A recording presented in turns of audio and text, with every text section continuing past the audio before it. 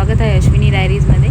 तर आजचा ब्लॉग जो आहे तो काही स्पेशल आहे, कारण मी चाललेले आहे माहेरी आणि तुम्हाला मी दाखवणार आहे गावाकडे कशी असते मज्जा.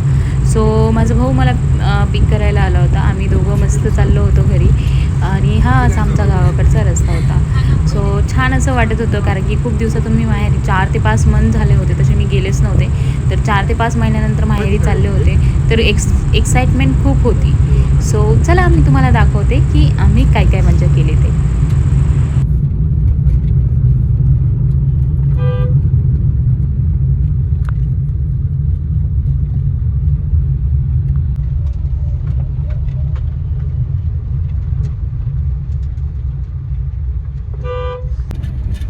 इथे आम्ही जवळ आलो होतो घराच्या एकदम. तर ते दिसते ना विदाऊट कलरवालं घर, तर ते आहे माझं माहेर, म्हणजे माझ्या पप्पांचं घर. आणि सगळे आता बघा तुम्हाला दिसतील, सगळे बाहेर आमचा वेट करत, ते सगळे वाट बघतायत की कधी येते. हां, म्हणजे कसं आईला कसं आतुरता असते ना मुलीला बघण्याची.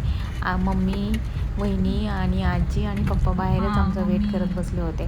तर आम्ही आल्याला लगेच मम्मी आणि पप्पा उठून आले आणि त्यांना खूप आनंद झाला होता की मी आले. तर म्हणजे खूप सगळे असे एकत्र आले ना, खूप मज्जा येते. सो छान असं त्यांनी माझं वेलकम पण केलं होतं. तर चला बघूया पुढे.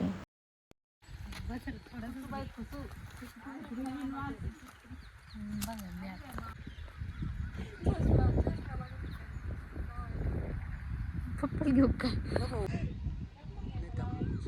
नको, जाऊ दे, उद्या घेईन. पप्पांनी खायला आणले आम्हाला. माझ्या पप्पांनी मी आले म्हणून खूप सारं काही काही खायला आणलं होतं. मला चिप्स वगैरे खूप आवडतात ना, कुरकुरे चिप्स, तर म्हणून कुरकुरे चिप्स, बिस्किट्स वगैरे खूप घेऊन आले होते. सो ते सगळं आम्ही खाल्लं आणि त्यानंतर मग रात्री लगेच वहिनी म्हटलं आज तुमच्या आवडीचं बनवायचं. तर मला डाळबट्टी खूप आवडते. सो वहिनींनी लगेच डाळबट्टी बनवायला घेतली होती. ते खूप अंधार आहे, कारण की त्यावेळेस ॲक्च्युली काय झालं ना, अचानक लाईट गेली आणि इन्व्हर्टरचं पण ऑन नव्हतं. सो मग व्हिडिओ जो आहे थोडासा अंधारामध्ये आला आहे. तर मस्त अशी आम्ही डाळबट्टी एन्जॉय केली. आणि त्यानंतर मम्मी म्हटली की डाळबट्टीसोबत म्हणजे थोडे पापड वगैरे पण तळून घेते. तर मम्मीने पापड वगैरे तळले होते. नंतर मी, माझा भाऊ आणि पप्पा आम्ही आधी स्टार्टिंगला जेवायला बसलो होतो, कारण की मम्मी म्हटली की गरम गरम खाऊन घ्या तुम्ही, आम्ही नंतर जेवण करूया. मी म्हणत होते मी थांबते, बट त्यांनी काय थांबूनच दिले. आणि दुसऱ्या दिवशी सकाळी असं काहीचं वातावरण होतं गावाकडे. तर खूप असंच म्हणजे शेतामध्ये राहतात ना पप्पां ते, म्हणजे आमचं घर जे आहे शेतामध्ये. सो म्हणजे खूप छान वाटतं एकदम. सकाळ अशी फ्रेश आणि नॅचरल हवा असती. आणि हे जे आहे चिंचेचं झाड आहे ते दारामध्येच आहे. तर खूप असं छान वाटत होतं सकाळी सकाळी. तर म्हणून म्हटलं की थोडंसं व्हिडिओ पण काढून घेते मी.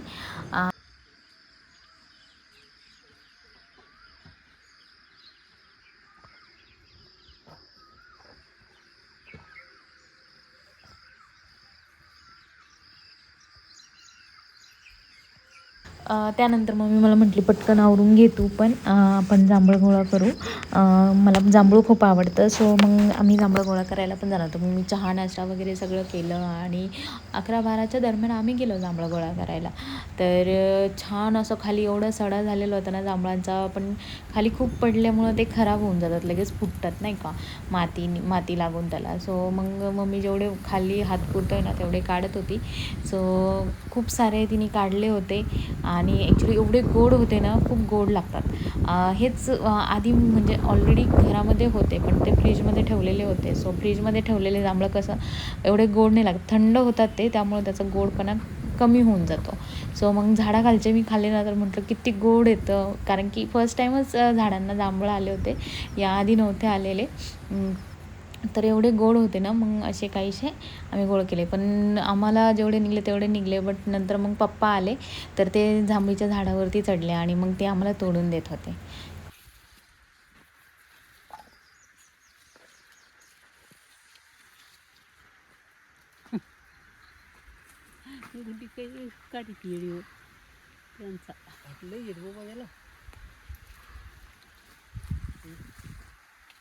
तेवढं भरून उरले चांगला होते.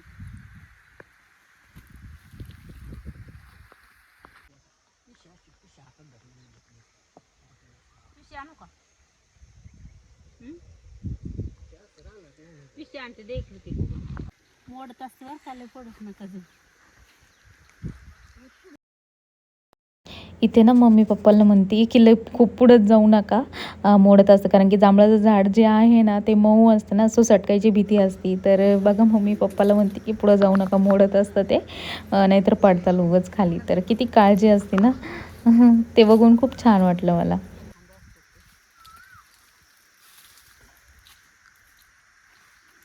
गोड लई येत पण हे.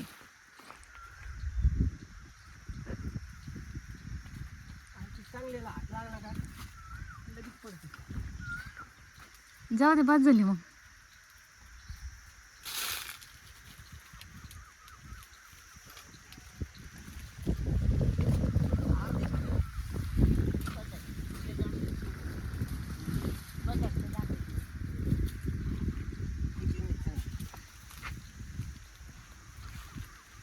बघू दे पातीला. कसा वाटला व्लॉग कमेंट करून नक्की सांगा. चॅनलला जर सबस्क्राईब केलं नसेल तर चॅनलला सबस्क्राईब करा, लाईक करा, शेअर करा आणि कमेंट करून नक्की सांगा.